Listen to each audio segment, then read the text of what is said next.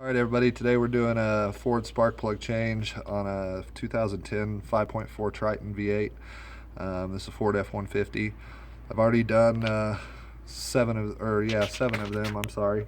This is the last one here. I've already pulled the spark plug boot coil plug off of the coil itself, which connects here, and I've already removed the screw here. Quick rundown why I'm doing this. This truck has 59,000 miles on it. I know the plugs are rated up to 100, and people are going to say, why are you changing plugs at 59,000? Well, Ford issued a technical service bulletin even on the brown boot engines, which is like 2009 and 2010. Everything earlier is a three-piece spark plug. I do not suggest you do that in your driveway, or you will be in for a world of hurt because they break like 70% of the time.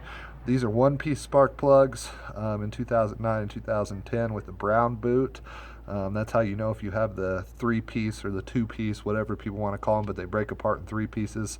They have a black boot underneath here, which I'll show you once I pull this out of the plug hole there and the valve cover. But we're going to go over here. I'm going to show you the plugs that come out already, at least 3 of them that aren't boxed back up. But here we go. So this is what they look like. This is at 59,000 miles. And as you can tell, they're horrid. And what happens is this lower part gets seized because the carbon buildup, and then whenever you go to spin it, you can't get it to spin, and you end up stripping the threads on the head.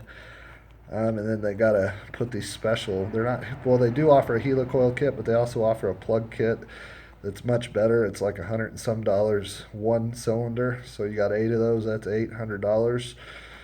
But anyways, I just wanted to make this quick video showing people that if you've got a 5.4 Triton with about 59,000, and 60,000 is when Ford TSB technical service bulletin said to change these. Mine's a 59. But here we go. I'm going to go ahead and pull that boot out. Alright, going to go ahead and pull this the coil pack and boot off. The best is to reach around the bottom and try to lift off and get your fingers on the actual boot, then to pull on the top of the coil until you can break that suction. And you'll know it when it breaks loose, because you'll hear it. I'm sure you guys heard it on the camera.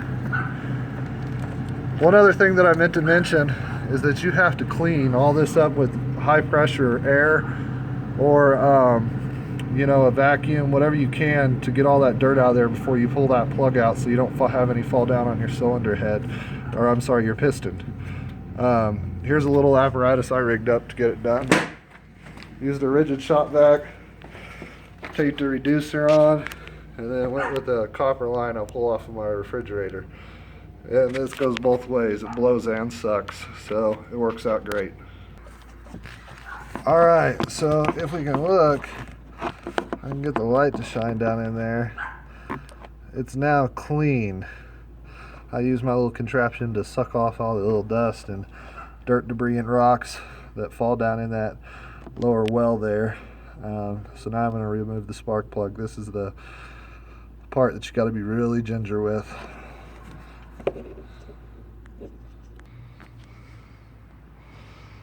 Alright, so that's the bad boy out of the cylinder, and this one's just as rusted and corroded. I mean, that's scary, everybody.